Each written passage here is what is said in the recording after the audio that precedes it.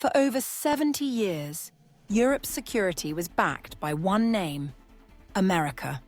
From the Normandy landings to US military bases scattered across the continent, Washington has been Europe's ultimate insurance policy. But that old equation, Europe equals US protection, is starting to crack. Behind the photo ops at NATO summits, something deeper is shifting. The European Union is quietly building a new defense reality, one that prepares for a world where the United States might not come when called. This isn't the first time Europe has considered going its own way. De Gaulle warned of US dominance in the 60s. The EU's Maastricht Treaty talked of common defense.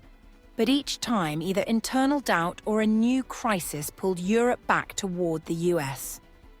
So why is this time different? 3 reasons: a hostile Russia, an unpredictable America, and a new generation of EU leaders who don't want to be caught unprepared. After Russia invaded Ukraine in 2020, the EU adopted a bold plan called the Strategic Compass. It's a roadmap to build real defense capacity by 2030.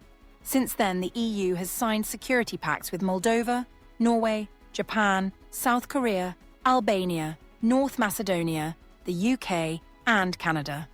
And it's now talking with Australia and the Philippines. This is more than diplomacy. It's a new global security web. Some deals focus on maritime security, others on cyber defense or military logistics. Together, they hint at a post-NATO architecture, one where the EU no longer assumes America will show up. And a big reason for that shift is Donald Trump. As president, Trump dismissed NATO, insulted allies, and even hinted that the US might not honor NATO's Article 5, the promise to defend a fellow member if attacked. At this year's NATO summit in The Hague, Trump said the US is with NATO all the way. But then added, depending on your definition.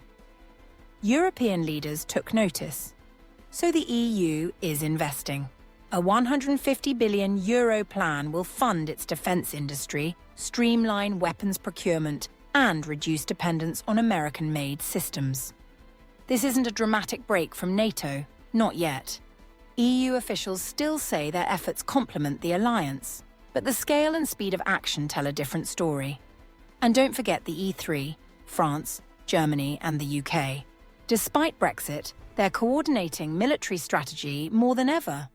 This trio could one day form the backbone of a future European defense union. Make no mistake, US troops are still in Europe. NATO is still vital, especially for Eastern members. But the EU is preparing for a future where America might no longer lead, or even follow.